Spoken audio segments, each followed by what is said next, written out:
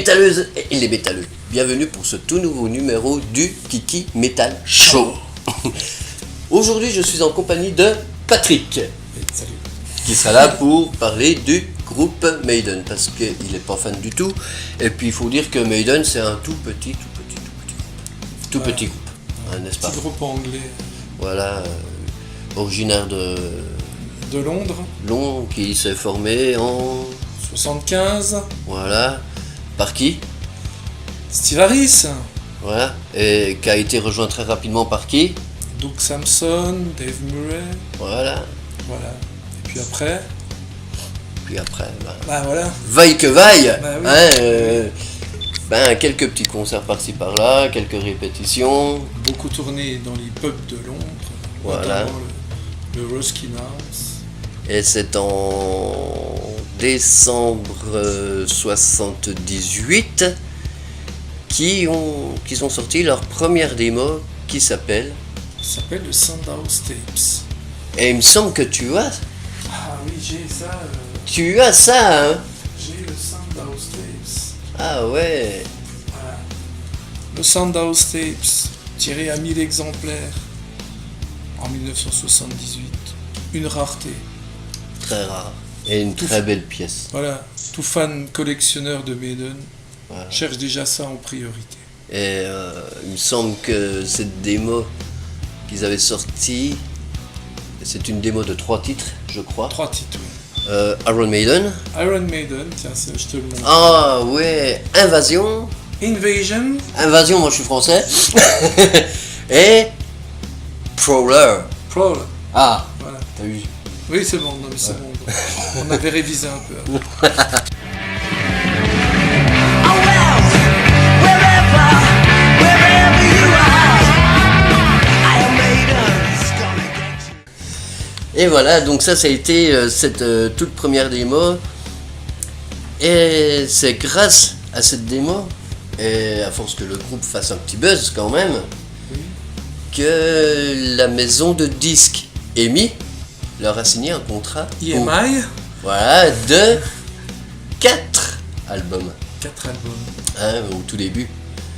Ils ont pensé que Maiden allait vraiment Cartonné, cartonner. parce on sortait de la vague punk, Voilà. Et, Et d'ailleurs, même Paul Diano, qui est un ancien punk. Paul. voilà, qui est un ancien punk, et en même temps, faut dire ce qui est, a donné justement à Maiden un côté heavy metal et un côté punk Voilà. par la voix.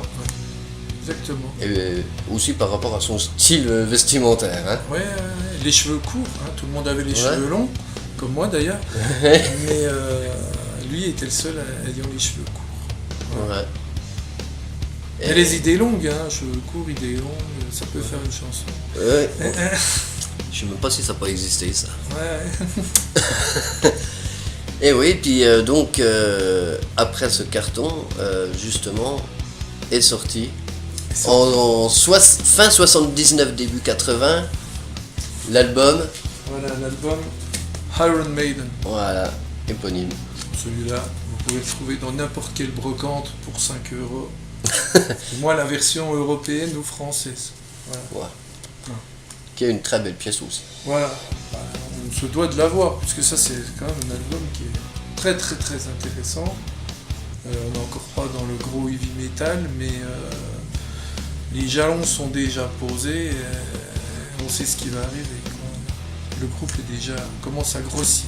Et je crois que même cet album, si j'ai bonne mémoire, a dû arriver directement 2e dans les hit parades britanniques. Alors ça, je vais pas te contredire, Francky. J'en sais rien du tout. Simplement, c'était aussi la première fois qu'on voyait Eddie, qui va jalonner toute la carrière jusqu'à maintenant du groupe. Donc Eddie, la mascotte, voilà, qui est là et qui n'en dérogera plus dans toutes les pochettes.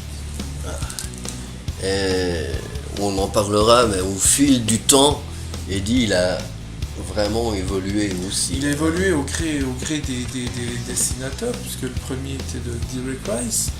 Mais après, voilà, les choses ont changé, en moins bien pour les puristes comme moi. Et puis comme beaucoup, hein, puisqu'on est toujours fidèle à l'image de cet Eddie-là, quoi. Ah ouais, avec les cheveux longs. Les cheveux longs, ouais. Voilà, ça c'est le premier.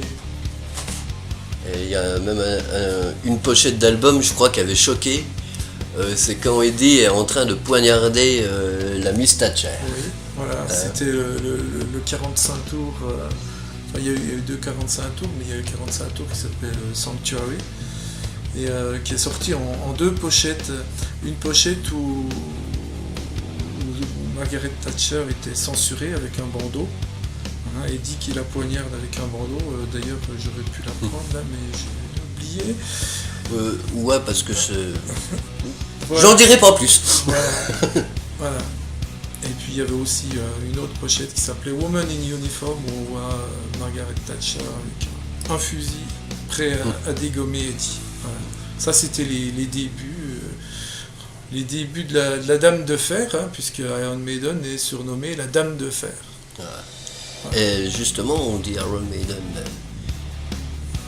Tu sais d'où vient leur nom, Iron Maiden? Iron Maiden, c'était un instrument de torture médiéval. C'était un cercueil rempli de pics. Et en fait, on mettait... voilà, je vous fais pas un dessin. Moi, je suis pas très film d'horreur et tout ça. Donc, ouais. Voilà, mais Francky et ses enquêtes, lui, il aime bien tout ce qui est un peu gore.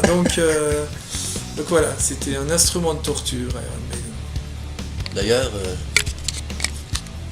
t'aimes peut-être pas l'instrument de torture, mais je peux te dire qu'elle est juste derrière toi. Ah, oula.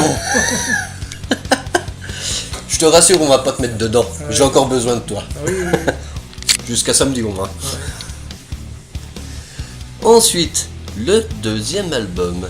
Alors le deuxième album, mais je l'ai laissé dans la pochette, mais tant pis, c'est Killers. Alors Killers, voilà, bon ça c'est la version Assassinos, alors là c'est la version argentine,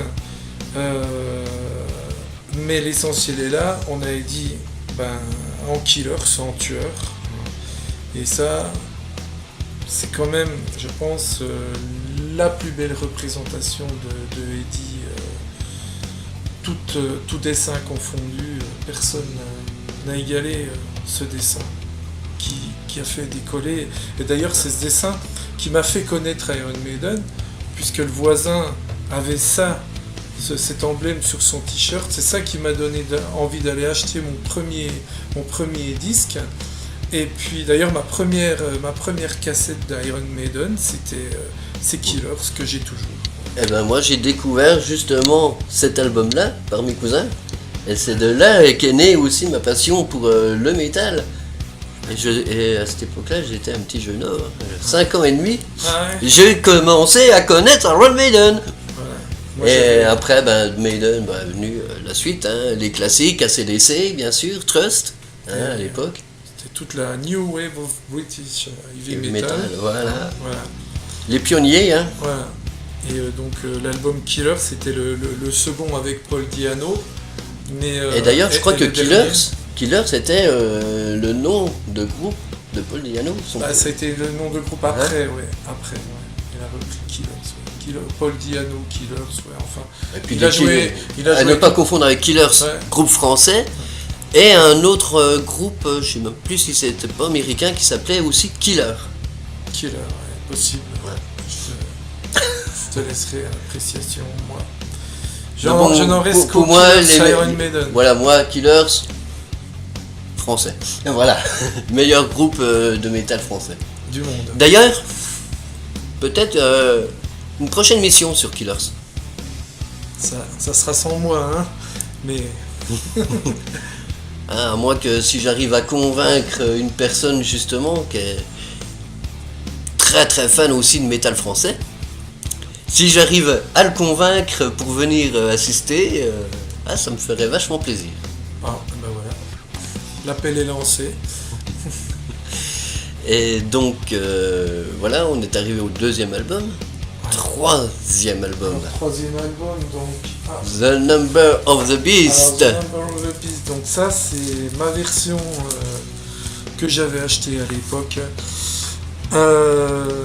le Number of the Beast pressage français, le seul qui contenait le patch. Un patch. Il n'y a qu'en France où il a été distribué avec un patch. Et donc le patch, moi je l'avais collé à l'époque sur mon blouson, enfin collé, cousu. Et donc je l'ai racheté, j'ai racheté l'album, mais juste pour avoir le patch. Mais ça c'est quand même mon album à moi. Donc voilà, Number of the Beast 82, donc là c'était le décollage puisque Bruce Dickinson arrive dans le groupe. Paul Di'Anno est viré pour diverses raisons. De drogue surtout. Et aussi, il voulait pas vraiment se projeter aussi dans l'avenir de disons que c'était Maiden qui ne se projetait plus trop avec lui parce que Steve Harris avait quand même des projets à long terme assez imposants. Donc faire des tournées mondiales avec quelqu'un qui tenait pas la route, c'était plus possible. Donc Dickinson qui sortait de l'époque avec Samson. Qu'on voit d'ailleurs ici. Là j'ai même trouvé. Excuse, j'ai pas des yeux dans le dos là. Ah ouais, non, mais j'ai trouvé justement un clip de Samson avec Bruce Dickinson. Voilà. Bon boulot, Francky. Ah, écoute, hein. Donc voilà, l'album Number of the Beast. Moi que je conseille à ceux qui veulent découvrir Maiden, s'il y en a encore qui ne connaissent pas, commencez déjà par cet album. Ça vous donnera. On rentre bien dans les années 80, parce que c'était en 82, et c'est une pierre angulaire de toute discothèque métal des années 80. Number of a Beast, le numéro de la bête. 6. Voilà, d'ailleurs, tu pourras nous le passer en fond. Et après, bon, on arrive au 4e album. Bah là, je crois qu'il faut que tu fasses la pause si tu veux que j'aille le chercher, parce que je l'ai pas. Qui s'appelle le Peace of Mind. Et là, on trouve un Eddie complètement différent. Ouais, complètement enchaîné. Est-ce que donc Peace of Mind. Ouais, Peace of Mind. Alors, 1983, à peine un an après le Number of the Beast, et le Beast on the Road Tour, voilà le World Peace Tour qui attaque. Donc là, pas la consécration, mais la suite logique de la montée du groupe après Number of the Beast. Voilà, Peace of Mind assied, on va dire complètement le groupe, quoi. Et sur cet album, arrivé aussi de Nico McBrain. Nico McBrain, ouais, qui arrive de Trust. Voilà. Après l'album Marche aux crèves. Nico McBrain vient tenter l'aventure Iron Maiden, et d'ailleurs en 2017, il l'attend toujours, quoi. Voilà. Ouais. Toujours là, Voilà. toujours présent. Ouais, voilà. Donc Peace of Mind embrayera sur encore quel album? 7e fils d'un 7e fils. Oh non, Power Slave. Power Slave, alors avec sa pochette à l'égyptienne. Super. Et d'ailleurs que je trouve pour moi l'une des plus belles aussi. Très très très belle, ouais. Très très très belle, et Power Slave rempli de tubes, on va dire, hein. Entre autres 2 Minutes to Midnight. C'est quoi ça, 2 minutes to midnight? 2 minutes to midnight to kill the unborn in the war. C'est vrai que ça me dit quelque chose ça. Voilà. Quand je dis que Maiden c'est un tout petit groupe. Voilà, et donc pour cet album, le groupe tourne énormément, une tournée mondiale qui est énorme. Et qui ont sorti après voilà. le donc, Live After Donc Death. voilà, sortira de cet album le Live After Death. Alors j'ai pas la version française, là c'est la version colombienne qui est sortie en 2 volumes. Voilà le volume 1, le 2 il est dans mes archives, mais je sais plus où. Voilà, donc Live After Death, alors là c'est la consécration pour le groupe qui est au summum, là, on est en 85, plein milieu des années 80, et vraiment là, Maiden ça marche du tonnerre, ça roule plein pot. Ah oui. Là, je crois que à partir de ce moment-là, ils ont bien trouvé le line-up qu'il fallait. Voilà, là ça tournait vraiment à plat régime. Dickinson au sommet de sa forme. Steve Harris compose et apporte énormément. Et puis on est quand même au milieu, faut se remettre dans le contexte, au milieu des années 80. Voilà, le hard rock était vraiment au top, quoi. Hein, ça marchait bien. Les années 80, ouais, Voilà. Ça a été très très riche Voilà. au niveau métal. Et petit souvenir, je me rappelle être allé acheter ce Live After Death, pas celui-là mais la version française, à Interlude chez Henri Monod. Et, Oh là là un mercredi après-midi où j'avais pris ma mobilette, j'étais monté, j'avais fait mes 24 km aller-retour pour pouvoir écouter absolument cet album le lendemain de sa sortie. Voilà. Génial. Eh ben ouais. Et donc après le Live After Death, on entre dans une période qui va un petit peu être différente. Voilà l'album Somewhere in Time qui sort en 1986. En 1986, voilà, Maiden entre dans sa période, on va dire, progressive. Des claviers arrivent sur certains titres, un titre phénoménal, Stranger in a Strange Land. On va retrouver Wasted Years, des classiques qui vont peut-être un peu dérouter certains fans, mais pour moi, cet album-là est un des plus grands albums parce qu'ils ont osé apporter quelque chose de plus dans un style qui semblait complètement confiné. Et donc Maiden, voilà, apporte un peu du progressif. Et d'ailleurs, cette pochette, elle cache quand même pas mal de petits secrets. Voilà, un peu comme toutes les pochettes. Hein, comme dans toutes les pochettes, mais en plus, elle regroupe aussi certains passages des anciens albums. Voilà, on retrouve Comme le ici. premier album avec le Ruskin Arms. La flamme ici de Number of the Beast. Voilà. Donc on retrouve pas mal de choses et cet album en 86 va embrayer sur un autre album que vous connaissez aussi, que vous pouvez trouver dans toutes les brocantes pour 3€, n'hésitez pas. Seven Son of a Seven Son, le 7e fils du 7e fils. Et là, c'est un album absolument fabuleux, hein, pour tout fan de progressif. Peut-être pas pour tous les fans de Maiden, puisque c'est un peu la continuité du Somewhere in Time. Mais Seven Son, voilà, c'est un album qui sur scène passe très très bien parce qu'il y a des décors, d'iceberg. Voilà, c'est une très très grosse production. Et là, le groupe explose encore plus, quoi. C'est vraiment le top du top. Voilà. Génial. Et après, donc on arrive à une période de 1990, enfin on va parler de la période 90 jusqu'en 94, Voilà. à peu près. Alors, Donc là, c'est quelques tensions naissent maintenant au sein du groupe. Voilà, en 90. Il y a Bruce Dickinson qui décide de faire une carrière solo, mais qui continue en même temps Maiden avec l'album No Prayer for the Dying. Ouais. Alors, un album qui est plutôt mal accueilli par le public. Un album qui revient un peu, qui est un peu roots, qui tranche complètement avec la période progressive. Un album où on a épuré un peu les synthés et tout ça, on est allé à des mélodies plus directes.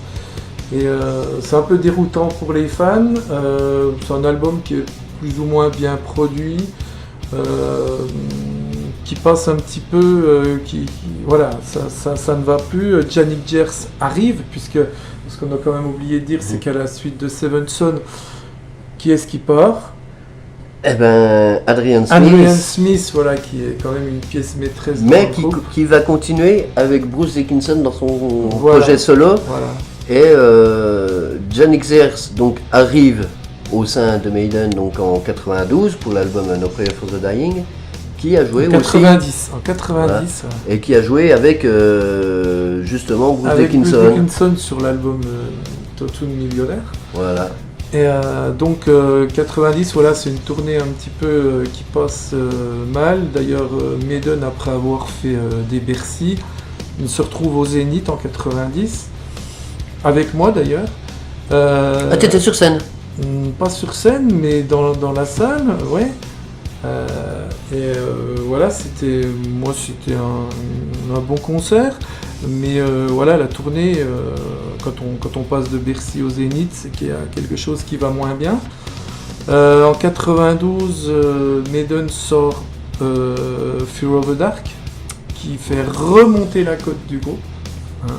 On remonte en 92. Fear of the Dark, bien que voilà, il n'y a plus de Bercy, c'est la grande de Halle de la Villette. Moi en 92, je les vois à la patinoire de Malais à Lausanne.